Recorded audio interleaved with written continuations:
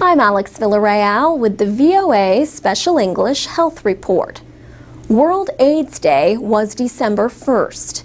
This year, experts reported more signs of success in halting the AIDS epidemic.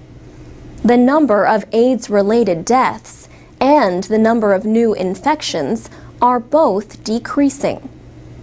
Michelle Sidibe is the executive director of the Joint United Nations program known as UNAIDS. He says today we can say that we have changed the direction of the AIDS pandemic. The latest UNAIDS report says new HIV infections have fallen almost 20% in the last 10 years. And there has been a similar drop in the last 5 years in the number of AIDS-related deaths. An estimated 33 million people worldwide were living with HIV last year. 2.5 million were children. HIV is the virus that causes AIDS. Africa, south of the Sahara, has the most deaths and new infections. But many of those countries have made important progress. Worldwide estimates show that more than 2.5 million people became infected with HIV in 2009.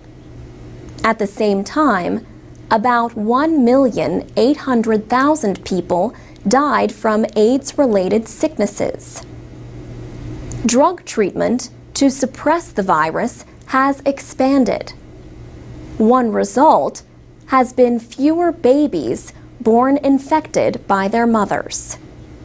Still, the report says 10 million people are waiting for treatment.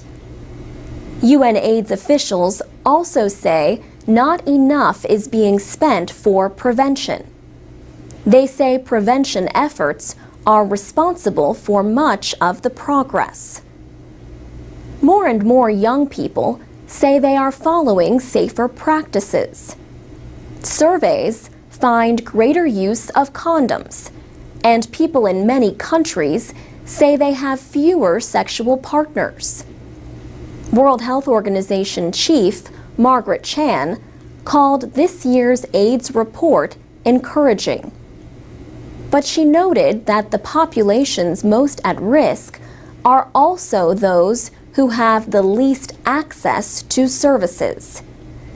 These populations include sex workers, drug users, and homosexual men. In other health news, a new study has found that 1 in every 100 deaths in the world is caused by other people smoking. Researchers found that more than 600,000 non-smokers died in 2004. They say the deaths were from diseases and infections caused by secondhand smoke, also known as passive smoking. The study in the journal Lancet says 165,000 of those tobacco victims were children. For VOA Special English, I'm Alex Villarreal.